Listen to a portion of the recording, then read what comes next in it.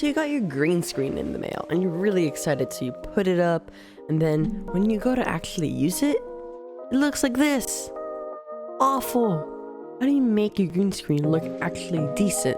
How do you make your green screen go from looking like this to looking something like this?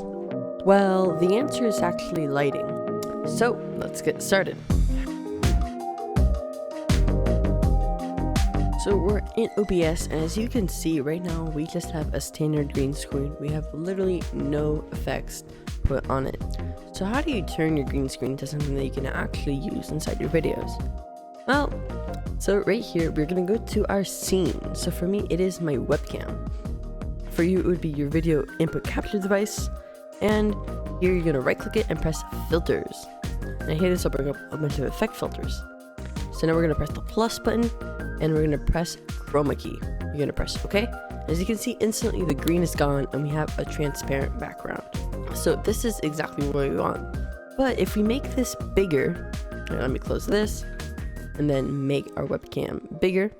So as you can see, it still looks really awful. There's this giant white splotch and there's green all over me, and it just really looks awful.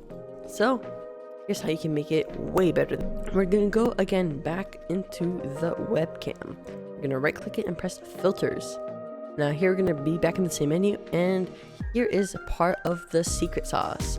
You can tweak the similarity of the colors. So if you have it set to really high, then anything very similar to green will just go away. So for me, this is entirety. If you set it to 0 though, nothing will happen. I want to find a good number that removes all the green without removing you. So honestly, the default settings were the best that we could do. And then the smoothness is how much it smoothens out the area. If you have it set to 0, as you can see, there's very sharp edges around my headphones. However, if we set it up a little bit, then my headphones are sort of faded out, but it looks way better. And key color spell reduction is how gray things will look. So normally, the colors will just be like this. We can see the green bleeding onto my hair, and it just doesn't look good. So by turning this up, you're essentially removing color. Now the problem with this is that you're removing color, so everything's just going to look black and white, but you won't have any green because it's in black and white. So we can change all these settings, and here we have a decent looking image, right? It's not as bad as it was before, but it is still pretty bad. So how do we make it even better? And the secret to that is lighting. So here I'm going to turn on a couple of lights that I have. These aren't any like photography lights, so those are probably the best lights. This is just some cheap ring light that I got off of Amazon for like 20 bucks. So here we go. I'm going to turn on the first ring light. And as you can see, instantly the image just looks far better. It looks like I'm actually lit up, and you can barely see the green, and that splotch is gone. And that's literally only one light. If we turn on another light, as you can see, the image looks even better. And here I have this colored lamp, and as you can see, now my face glows this sort of pink.